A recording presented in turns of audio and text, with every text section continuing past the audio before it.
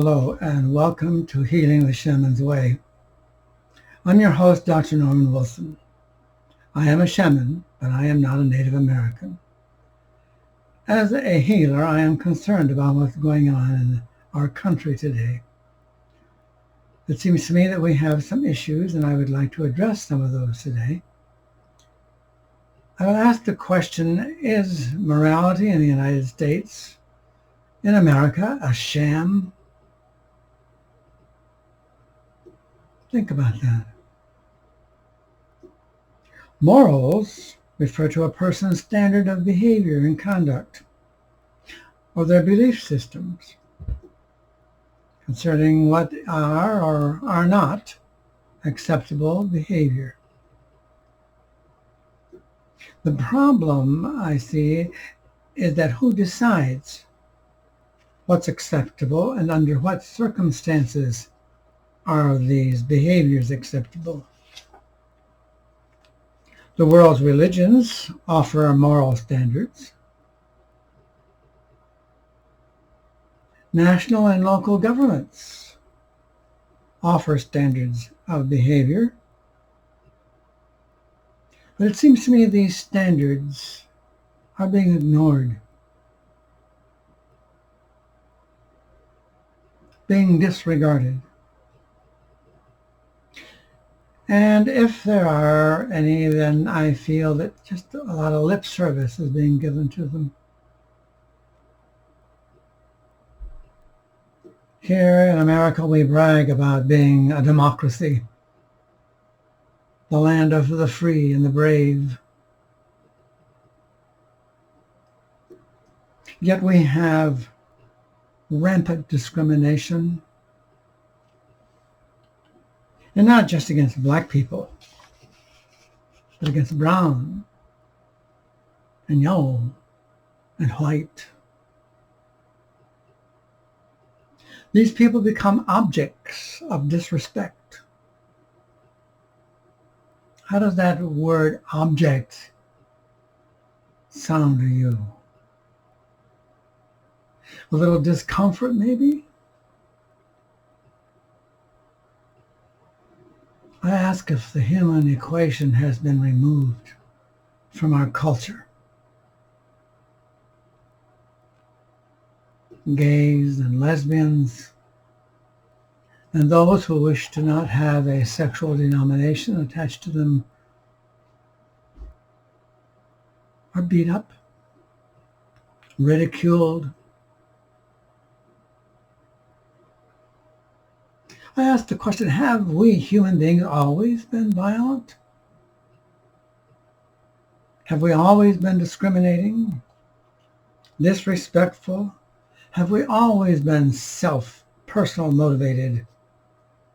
Is the dream of our great free society a hoax?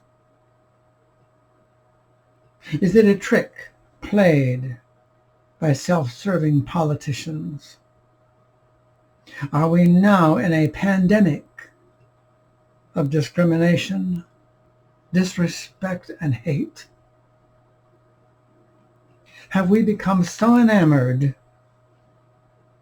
with meism, if you want to use that word, meism, that we no longer can tolerate being the slightest put out or put upon to be asked to wear a mask while in public?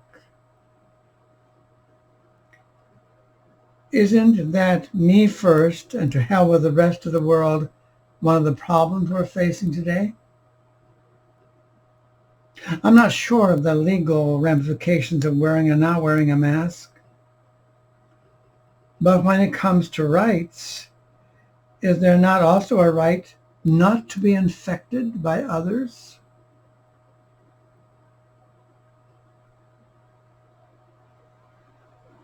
Is there not a right not to be intimidated, to be bullied, to be threatened? Owners of businesses exist to earn a living for themselves and their families and their employees. They provide goods and essential services for the public. Do they not have the right to be free from robbery and potential murder? To have their businesses destroyed, burned to the ground?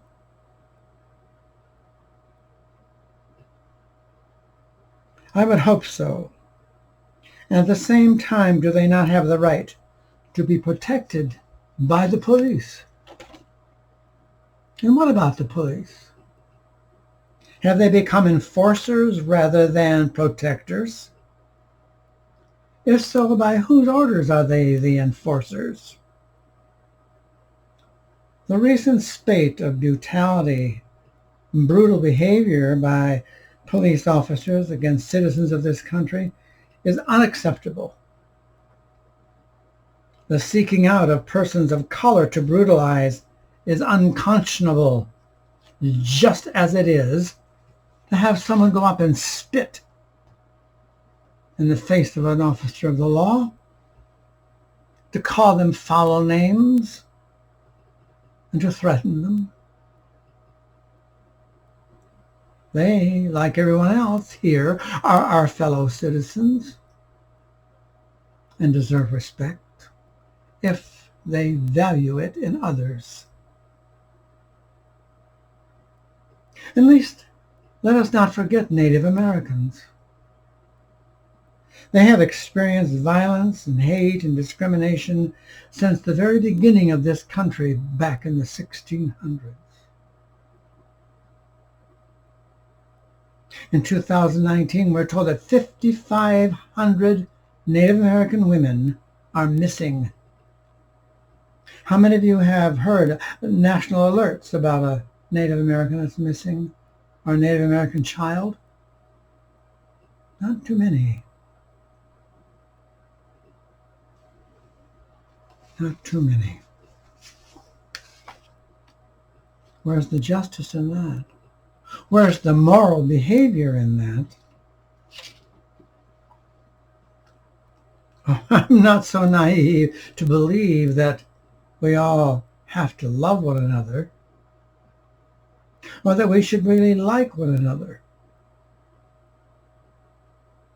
But I do believe that we should respect one another's right to live. And I've said that before. The right to live without being brutalized, without being discriminated against, without being hated.